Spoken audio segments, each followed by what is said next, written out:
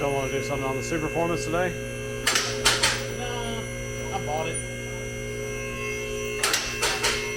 So You did what now? I bought that car. It's a good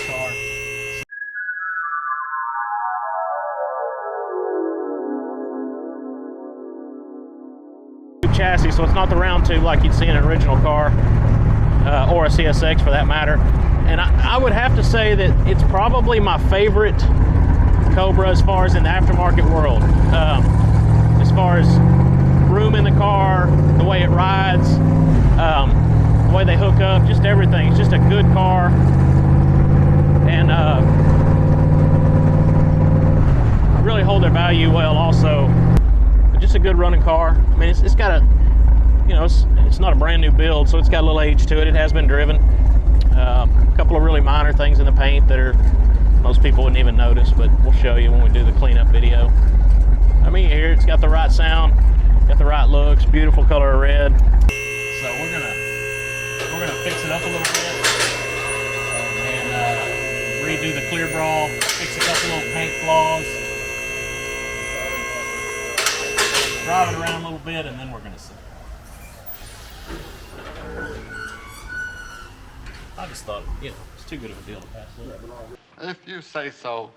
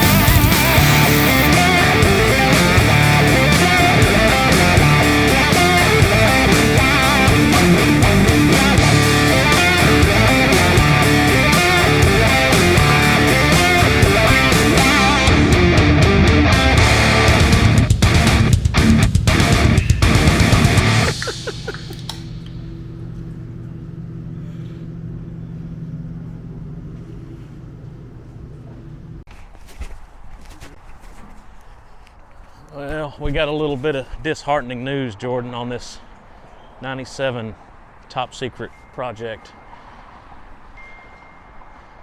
This is the old bullet that came out of the old white truck over there.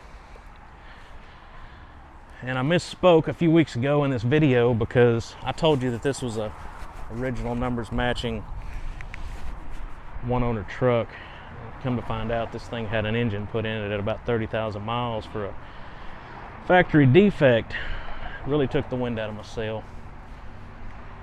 Kind of disheartened me on the whole build, to be honest. I really thought we had a super rare numbers matching deal, but and your dream has been crushed. nope, just a regular old 97 pickup with an aftermarket engine in it.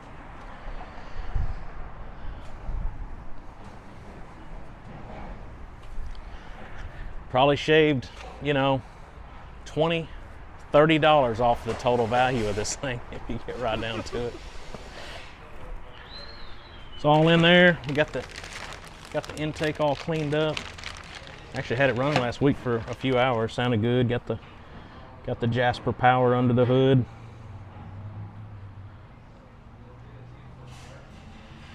It's still pretty ugly, but burn! We're gonna give it a little show and shine before it goes home. That way this thing presents itself well. We had the owner, Mindy, out last week with Joe. And she picked a few other things. We noticed the headlights are a little dingy. I don't know if you see that there, but they're pretty yellow. So we're gonna replace these. And then she wasn't digging the grill. It's got a few rock chips in this.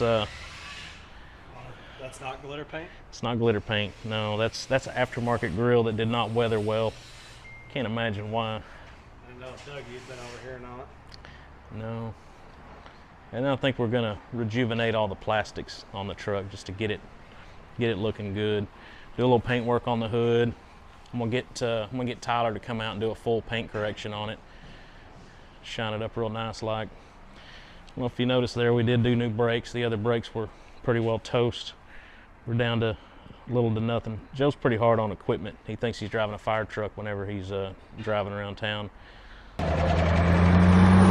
So we had to put some new brakes on it and get it safe again. But it's getting there. I'd say that later this week, maybe middle of the week, we'll be driving, doing some hot laps. Looks like it's got a little leak under there. Just a little bit. Hopefully, Not too bad. hopefully that's nothing major. What's the leak under it, Pat? What's that leak under there? It's a dang Chinese water pump. Chinese water pump. Yeah. Did you hear that, Jordan? He said it was the Chinese water pump is leaking. I'm shocked because I've never had a Chinese part fail before. I mean, those things are, I know. they run about a 99.98% success rate. We must have just been the unlucky guy that got 1 out of a million that was bad. So go figure. China. China? China. China, apparently. China. Morons. Probably should have put the old one on it. It would have lasted longer. It's an epidemic. People don't want to talk about it. I don't know if y'all are recording or not. We are. That's Alan. He's our Asian technician, so keep this on the down low for a minute. And what's funny about it is when you warm it up, it seals up. Really? Yeah. It's an O-ring on a metal tube that came with the pump, and I'm just gonna have to get a tighter O-ring. Bigger O-ring. Yeah. I gotta tear the whole bunch of crap down just to get back to it again. Of course. That's There's work to do this over again. oh, the hose. That accumulator didn't work. Then the hose didn't work. Wow. So, but that tube is back behind here. You gotta pull the EGR out. See, that's the problem that we're facing. All kidding aside, Jordan, is like literally you almost have to build in some time for this kind of stuff because we see it all the time. It's not like it's once out of every 100 parts. It's like once out of 10 now that we have to, you know, put a brand new part on twice. You do everything right and it still fails. You get a little bit of help from the manufacturer or the seller maybe, but it's not enough to what you would be doing if you were working on a new job, you know. So it's just the world we live in, and it hurts your schedule and it hurts your efficiency. But you know, even some of the dealer stuff's failing. That's the really scary part. Is we've had Motorcraft stuff and GM stuff failed the same way. So it's not good.